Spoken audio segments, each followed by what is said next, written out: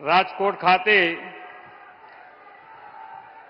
રાજ્ય સરકાર દ્વારા આયોજિત એમ્સ હોસ્પિટલ સહિત રૂપિયા 48,000 કરોડથી વધુના વિવિધ વિકાસ કામોના પ્રકલ્પ ખાતમુહૂર્ત અને લોકાર્પણ કાર્યક્રમમાં આપણી સૌની સાથે મંચ ઉપર ઉપસ્થિત કર્મઠ નેતૃત્વ અને દૃષ્ટિવંતના ધની આદરણીય પ્રધાનમંત્રી શ્રી નરેન્દ્રભાઈ મોદી સાહેબ, પ્રદેશના યશસ્વી અધ્યક્ષ તથા નવસારીના લોકપ્રિય સાંસદ શ્રી સી આર પાટીલજી, કેન્દ્રીય મંત્રી ડોક્ટર મનસુખભાઈ માંડવિયા, ડોક્ટર મહેન્દ્રભાઈ મુજપરા, પૂર્વ મુખ્યમંત્રી શ્રી વિજયભાઈ રૂપાણી, પૂર્વ રાજ્યપાલ તથા વરિષ્ઠ આગેવાન શ્રી વજુભાઈ વાળા, મારા સાથી મંત્રી શ્રી ઋષિકેશભાઈ પટેલ, કુંવરજીભાઈ બાવળિયા, શ્રીમતી ભાનુબેન બાબરિયા, સાંસદ શ્રી મોહનભાઈ કુંડારિયા, શ્રી વિનોદભાઈ ચાવડા, શ્રી રાજેશભાઈ ચુડાસમા, ડોક્ટર ભારતીબેન શિયાળ, શ્રી નારાયણભાઈ કાછડિયા,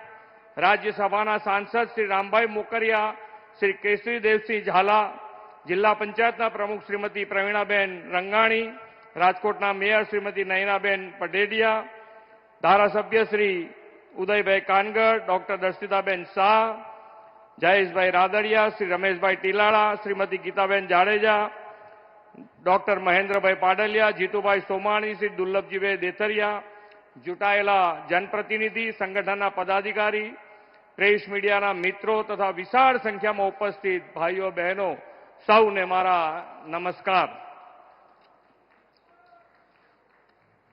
વિશ્વ નેતા અને જનપ્રિય વડાપ્રધાન શ્રી નરેન્દ્રભાઈ મોદીના નેતૃત્વમાં સહુજન હિતાય સહુજન સુખાયના ધ્યેયથી કાર્યરત સરકારની જનસેવા સુખાકારી પ્રતિબદ્ધતાની સાક્ષી આપતા આજના અવસરે આદરણીય વડાપ્રધાનશ્રીનું સ્નેહસભર સ્વાગત કરું છું. વડાપ્રધાનશ્રીએ હેલ્થકેર, રેલ રોડ કનેક્ટિવિટી, વીજળી, પાણી સહિતના ઇન્ફ્રાસ્ટ્રક્ચરને સુદૃઢ કરી લોકોનું ઇઝ ઓફ લિવિંગ વધારવાની ગેરંટી આપી છે. મોદી સાહેબે દરેક વ્યક્તિનું જીવન સ્તર સુધરે એવો સંકલ્પ કર્યો છે. સર્વગ્રાહી, સર્વસ્પર્શી વિકાસ માટે આહાર, આરોગ્ય અને આવાસ જેવા ક્ષેત્રને પણ અગ્રતા આપી છે. આજે દેશના આરોગ્ય સેવા માળખામાં વડાપ્રધાનશ્રી અનેક મહત્વપૂર્ણ ભેટ આપવાના છે. રાજકોટથી એમ્સ એનો પ્રારંભ કરાવવા માટે હું આદરણીય મોદી સાહેબનો ખૂબ ખૂબ આભાર માનું છું. હેલ્થ સેક્ટરમાં દેશમાં જે શ્રેષ્ઠ હોય તે ગુજરાતમાં પણ હોય તેવા સંકલ્પ સાથે વડાપ્રધાનશ્રીએ રાજકોટને એમ્સ આપવાનો નિર્ણય કર્યો હતો. સૌરાષ્ટ્રના મુખ્ય કેન્દ્ર સમાન રાજકોટમાં એમ્સ શરૂ થાય અને સૌરાષ્ટ્ર કચ્છના લોકોને નજીકના સ્થળે ઘનિષ્ઠ અને વર્લ્ડ ક્લાસ અદ્યતન સારવાર સુવિધા મળી રહે તેવી તેમની નેમ આજે સાકાર થઈ છે.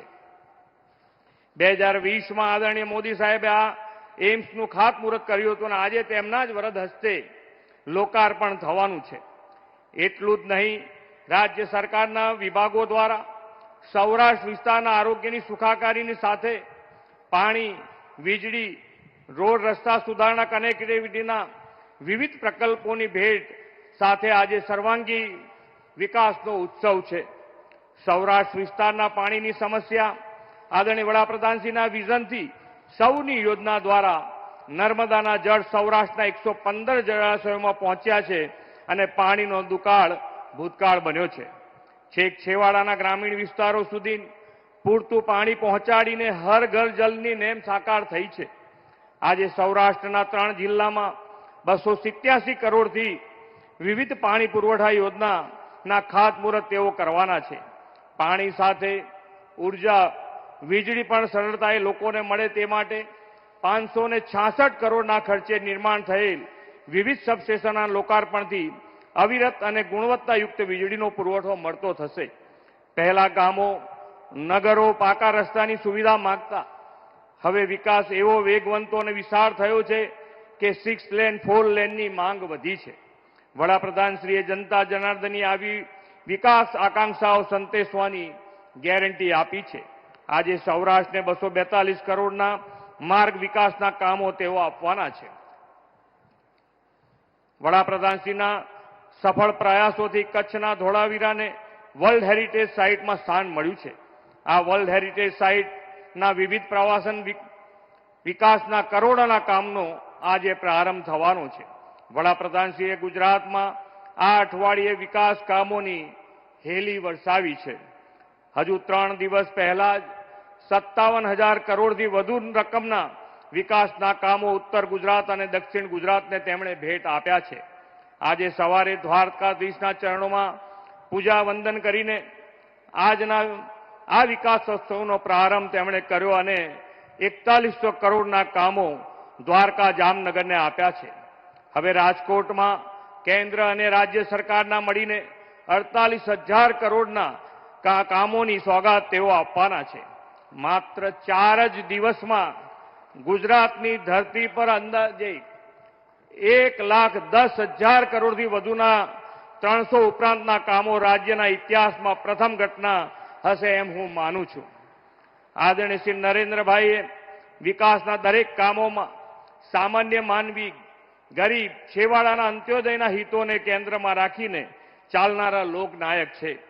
આપણે એવું સક્ષમ અને સમર્થ નેતૃત્વ શ્રી નરેન્દ્રભાઈ મોદી સાહેબ રૂપે મળ્યું છે કે દેશના અમૃતકાળને કર્તવ્યકાળ બનાવી વિકસિત ભારતના નિર્માણ માટે સૌ કોઈ રાષ્ટ્રહિત સર્વોપરીના ભાવથી જોડાયા છે.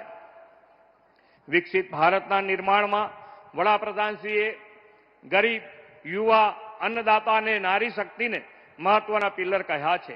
આજનો આ વિકાસ ઉત્સવ એ ચારેય જાતિઓના સર્વાંગી વિકાસને નવી ગતિ આપશે. રાજકોટને એમ્સ તથા રાજ્યના અન્ય વિસ્તારમાં જે આરોગ્ય સેવા સુવિધાઓ સાકાર થવાની છે તેનાથી ગરીબ, વંચિત, જરૂરિયાતમંદો માટે આરોગ્ય સેવા સરળ અને સુલભ બનશે. હેલ્થ ઇન્ફ્રાસ્ટ્રક્ચરનો વધારો થવાથી મેડિકલની બેઠકો પણ વધશે અને યુવાનોને ઘર આંગણે જ મેડિકલ એજ્યુકેશન તથા ઉચ્ચ અભ્યાસ માટેની તક મળતી થશે. ઉર્જા વિભાગમાં જે સબસ્ટેશનો કાર્યરત થશે તે ગ્રામીણ ખેડૂતો, અન્નદાતા અને ગુણવત્તાયુક્ત કૃષિ વિષયક અને અન્ય વીજ પુરવઠો પહોંચાડી વધુ કૃષિ ઉપજની આર્થિક સમૃદ્ધ બનાવશે. પાણી પુરવઠાની યોજનાથી ગ્રામીણ નારી શક્તિને ઘર આંગણે સ્વચ્છ અને પૂરતું પાણી મળશે. મેટર્નિટી અને ચાઇલ્ડ હોસ્પિટલ બાળકો તથા માતાઓને સઘન આરોગ્ય સેવાઓ પૂરી પાડવામાં ઉપયોગી થશે. આજે ગુજરાતને આંગણેથી વડાપ્રધાનશ્રીએ જે વિકાસ ભેટો આપવાના છે તેનાથી કેન્દ્ર અને રાજ્યોની ડબલ એન્જિન સરકારોને વિકસિત ભારતના 2047ના નિર્માણમાં ઉત્કૃષ્ટ યોગદાન આપવાની નવી દિશા અને પ્રેરણા મળશે. ગુજરાત અને દેશને મળેલી આરોગ્ય સુવિધા સહિતની બહુવિધ વિકાસ ભેટો વડાપ્રધાનશ્રીની ત્રીજી ટર્મમાં વૈશ્વિક વિકાસની અને સૌને આરોગ્ય સુખાકારીની મોદીજીની ગેરંટી ચોક્કસ પાર પાડશે એવો મને વિશ્વાસ છે. પુનઃ આજના અવસરે આપ પધારેલા આપ ગણમાન્ય મહાનુભાવોનું સ્વાગત કરી વિરમું છું. ભારત માતા કી જય. વંદે માતરમ. જય જય ગરવી ગુજરાત.